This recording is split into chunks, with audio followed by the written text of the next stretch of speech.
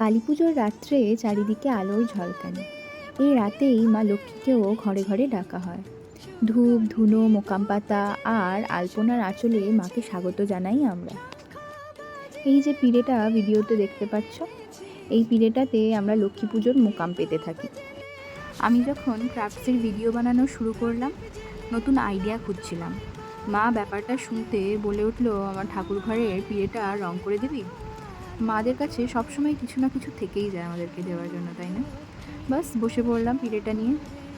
প্রথমে পিঁড়েটাকে জল দিয়ে ভিজিয়ে সাদা রং করে নিলাম। তারপর বার্ন সিয়েনার রং দিয়ে পুরো পিঁড়েটাকে রং করে নিলাম। ভেতরের অংশটা রাখলাম কমলা। প্রথমে যে পদ্মর আউটলাইনটা করেছিলাম সেটা মন মতো না হয় মুছে ফেলে নতুন করে পদ্মের আউটলাইন বানিয়ে সাদা রঙগুলো যেখানটায় পারফেক্ট টান আসেনি সেখানে কমলা রং দিয়ে টানটাকে ঠিকঠাক করার চেষ্টা করলাম। শেষে সাইডে যে ডিজাইনগুলো বানিয়েছি সেগুলোও আমার মতো না হয় আবার সেগুলোকে মুছে আমি নতুন করে একটা ডিজাইন দিয়েছিলাম। ব্যাপার হচ্ছে আমি অনেক দিন বাদে আঁকতে বসেছি, আর সেই কারণে কি হচ্ছে, আমার হাতের টানগুলো একদম পারফেক্ট আসছে না। যাই হোক, ঠিক ভুল করতে করতে কাজটা আমার ফাইনালি শেষ হলো। তোমাদের কেমন লেগেছে অবশ্যই জানিও।